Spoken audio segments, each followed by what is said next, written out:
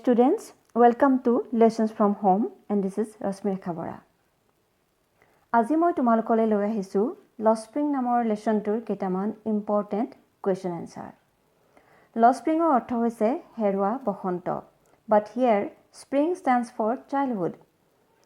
Spring মানে শৈশৱ কাল বুজোৱা হৈছে। It is the story of those children who cannot afford to enjoy the carefree childhood and are engaged in work to earn money and food.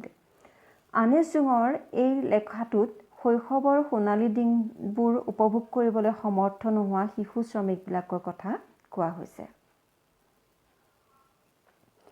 We first learn about Sahib. আমি প্ৰথম সাহেব নামৰ এটা ল'ৰাৰ কাহিনী পাইছো, whose full name was Sahib A.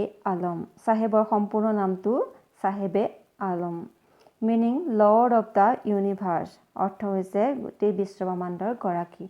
But the irony lies in the fact that he is only a rag picker, scrounging garbage dumps for money and other saleable things. সাহেবৰ সম্পূৰ্ণ নাম সাহেবে আলম ল'ৰাটোৰ জীৱনশৈলীৰ লগত সামঞ্জস্যহীন। নামৰ মতে সি হ'ল বিশ্বব্ৰহ্মাণ্ডৰ গৰাকী আৰু বাস্তৱত সি এটা ৰেগ পিকাৰ। এটা সাহেবৰ অৰিজিনেল হোম আছিল ঢাকা, বাংলাদেশৰ ৰাজধানী। সিহঁতৰ ফেমিলিটো বাংলাদেশৰ ঢাকা চহৰৰ পৰা আহিছিল, য'ত নেকি সিহঁতৰ জীৱন ধুমুহাই বিপৰ্যস্ত কৰিছিল। সেই সিহঁতে জীৱিকাৰ সন্ধানত ভাৰত সোমাইছিলহি আৰু সীমাপুৰী নামৰ ঠাইটুকুৰাত থাকিবলৈ লৈছিল। এতিয়া ইয়াত দুটা কুৱেশ্যন মই তোমালোকক দেখুৱাইছো যিকেইটা ফ্ৰিকুৱেণ্টলি আহি থাকে। What did Saheb look for in the garbage dumps? তোমালোকক কিতাপত আছে সাহেব লুক ফৰ গোল্ড। আচলতে গোল্ড মানে সোণ বুজোৱা নাই। গাৰ্বেজ ডাম্পত থকা কইন, মুদ্ৰা বা অন্য ভেলুৱেবল থিং বা চেলিয়েবল থিংছ বুজাইছে, যিবোৰ বিক্ৰী কৰি সাহেবে পইচা কেইটামান ঘটিব পাৰে। সাহেব look for coins or other sellable things. What did Saheb's family leave Dhaka? সাহেবৰ ফেমিলিয়ে কিয় ঢাকা এৰি আহিছিল? Saheb's family left Dhaka because life in Dhaka was challenging as storms destroyed their crops and homes. এতিয়া সীমাপুৰীৰ প্ৰায়বোৰ মানুহৰে কাম হ'ল ৰেগ পিকিং বা গাৰ্বেজ ডাম্প খুচৰি ফুৰা, জাবৰ জোথৰৰ দম খুচৰি ফুৰা। Garbage has a meaning different for the elders and for the children. এইটো প্ৰশ্ন আহে তোমালোকৰ, what is the meaning of garbage for the elders of Seemapuri? তেতিয়া এনচাৰটো হ'ব, for the elders, garbage is a means of survival. জীৱন নিৰ্বাহৰ উপায়। Garbage to them is gold. It is their daily bread, a roof over their heads. খোৱা বোৱাই হওক, ঘৰৰ সা সামগ্ৰী হওক, প্ৰত্যেকটো বস্তু সিহঁতৰ ক'ৰ পৰা আহে? গাৰ্বেজ ডাম্পৰ পৰা আহে। মানে তাত থকা বস্তু বিক্ৰী কৰি সিহঁতে দুই পইচা অৰ্জন কৰি সেই বস্তুবোৰ গোটায়। আৰু চিলড্ৰেনৰ কাৰণে কি হ'ল? For the children, garbage is wrapped in wonder. গাৰ্বেজত আশ্চৰ্যৰ ভঁৰাল গাৰ্বেজটো, কাৰণ তাত সিহঁতে কেতিয়াবা 10 টকা পইচাও পাব পাৰে, কেতিয়াবা অন্যান্য দামী বস্তু পাব পাৰে। And the author noticed that the rag pickers were barefooted children. লেখিকাই সাহেবৰ নিচিনা অন্যান্য ৰেগ পিকাৰবিলাকক লগ পাইছিল, and she noticed that all were barefooted. কিয় চেণ্ডেল নিপিন্ধে তেওঁ সুধিছিল। তেতিয়া সিহঁতৰ কিছুমানে কৈছিল যে মাকে ওপৰত থকা চেণ্ডেলযোৰ নমাই নিদিলে, আন এটাই আকৌ কয় যে মাকে নমাই দিয়া হ'লেও সি সেইযোৰ দলিয়াই পেলালেহেঁতেন। এতিয়া ৰিজনছ ফৰ নট ৱেৰিং চপ্পলছ লেখিকা ইয়াত দিছে যে অল দ্য ৰেগ পিকাৰ্ছ ৱেৰ বেয়াৰ ফুটেড চিলড্ৰেন, দে ৱেৰ টু পুৱাৰ টু এফৰ্ড চপ্পলছ। চপ্পল কিনিবলৈ সিহঁত বৰ দৰিদ্ৰ আছিল, সিহঁতৰ পইচা নুজুৰিছিল। But they did not admit that. Another explanation was that it was a tradition to stay barefoot. খালী ভৰিৰে থকাটো তেওঁলোকৰ পৰম্পৰা আছিল।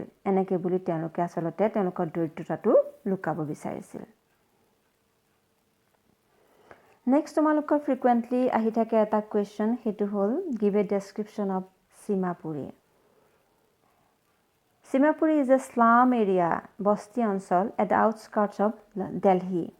Nearly 10,000 rag pickers live there in mud huts with roofs of tin and tarpaulin. তাত কেঁচা ঘৰত tin বা ত্ৰিপালেৰে ঢাকনি দিয়া কেঁচা ঘৰত 10,000 ৰেগ পিকাৰ বাস কৰিছিল। They are Bangladeshi migrants arriving in India back in 1971. সিহঁত আচলতে বাংলাদেশৰ পৰা অহা শৰণাৰ্থী। There are no basic amenities, no sewage, no drainage, no drinking water supply in Simapuri. Simapuriত একো সা-সুবিধা দিয়া হোৱা নাই। নলা নৰ্দমাৰ ব্যৱস্থা নাই, লেতেৰা পানী ওলাই যোৱাৰ ব্যৱস্থা নাই, আনকি খোৱা পানীৰ সাপ্লাইও তাত নাই। They have been living there without identity, without permits. তেওঁলোকৰ তাত পৰিচয় নাই। Yet all of them had ration cards and names in voter list. কিন্তু তেওঁলোকৰ সকলোৰে হাতত ৰেচন কাৰ্ড আছে আৰু ভোটাৰ লিষ্টতো নাম আছে যাতে তেওঁলোকে ভোট দিব পাৰে। They are happy living in Simapuri because here they don't have to stay unfed as they did in their own country. তেওঁলোক হিমাপুৰীত থাকি সুখী কাৰণ নিজৰ দেশত থকাৰ নিচিনাকৈ ইয়াত তেওঁলোকে লঘোণে থাকিব লগা হোৱা নাই।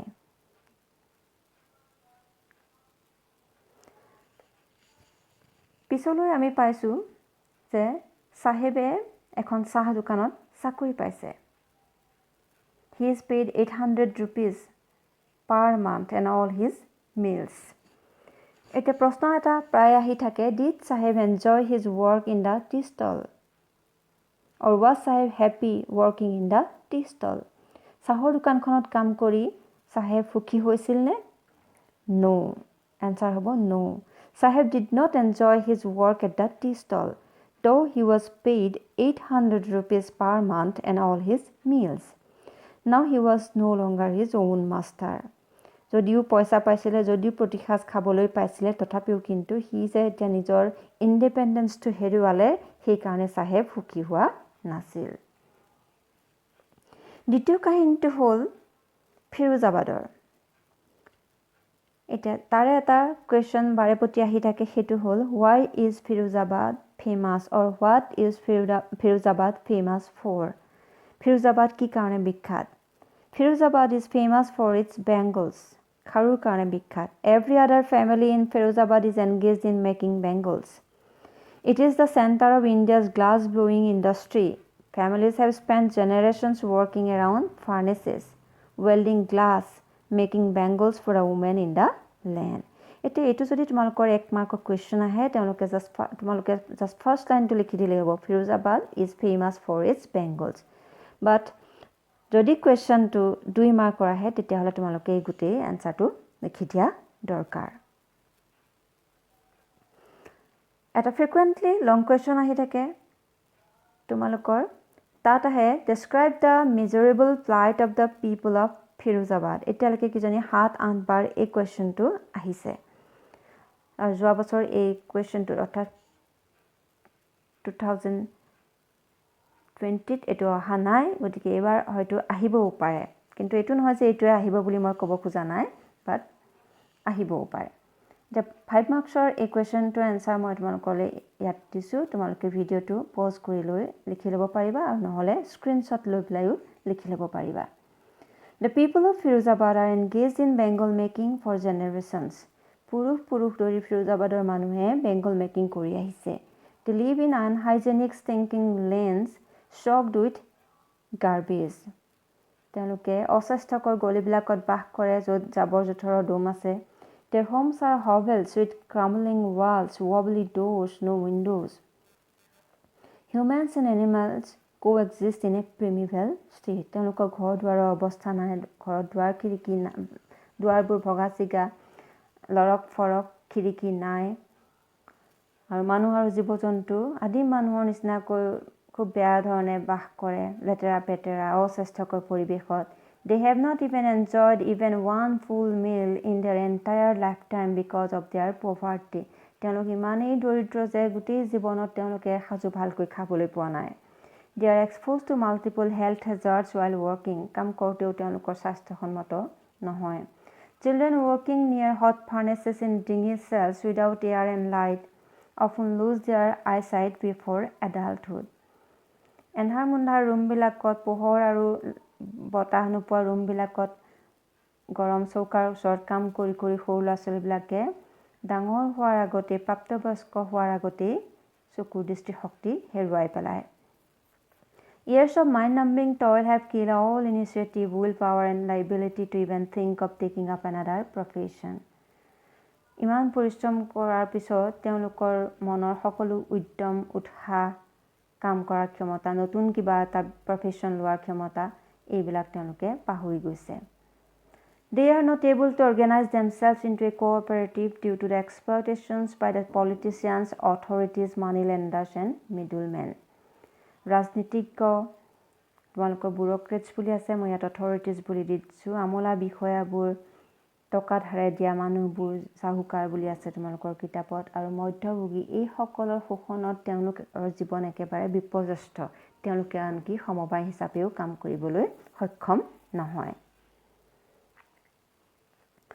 Another important question who is Mukesh what is his dream আমি তাত মুকেশ নামৰ এটা চাইল্ড লেবাৰৰ কথা পাইছিলো যাৰ এটা সপোন আছে ডিফাৰেন্ট ফ্ৰম আদাৰ বেংগল মেকাৰ্স আনবিলাক খাৰু বনোৱা মানুহতকৈ তাৰ সপোনটো বেলেগ আছিল এটা মুকেশ কোন আছিল বুলি ক'লে আমি কি কম Mukesh is a child laborer who works in a glass Bengal making factory in Firozabad he dreams of becoming a motor mechanic when he grows up ডাঙৰ হলে হি motor mechanic হ'ব Another important question, very important, mention any two hazards of working in the Bengal industry. Kharur industry কাম কৰাৰ দুটা সমস্যা বা বিপদ উল্লেখ কৰা The glass Bengal factories are in reality some dingy cells without light and ventilation. এই চলতে খাৰু বনোৱা ফেক্টৰীবোৰ প্ৰকৃততে কিছুমান এন্ধাৰ মুন্ধাৰ বতাহ নফুমোৱা room. Children work with their parents in that unhealthy and hazardous environment the whole day. ল'ৰা ছোৱালীয়ে সেই অস্বাস্থ্যকৰ পৰিৱেশত বিপদজনক পৰিৱেশত মাক দেউতাকৰ লগত গোটেই দিনটো ধৰি পৰিশ্ৰম কৰে Their eyes become more adjusted to the dark than to the light outside. আৰু সিহঁতৰ চকুবোৰ বাহিৰৰ পোহৰতকৈ ভিতৰৰ আন্ধাৰতহে অভ্যস্ত The dust from the polishing of bangles is injurious to eyes. ইয়াৰ উপৰিও বেংগল পালিশ কৰোতে যেটো ধুলি উলাই সেই ধুলিটো চকুৰ কাৰণে ক্ষতিকৰ They often lose their eyesight before they attain adulthood আৰু প্ৰায় প্ৰাপ্তবয়স্ক হোৱাৰ আগতেই তেওঁলোকৰ দৃষ্টিশক্তি হেৰাই যায় এইখিনি ইম্পৰ্টেন্ট কোৱেশ্চন তোমালোকক দিলো hope you will be benefited Stay tuned for more videos thank you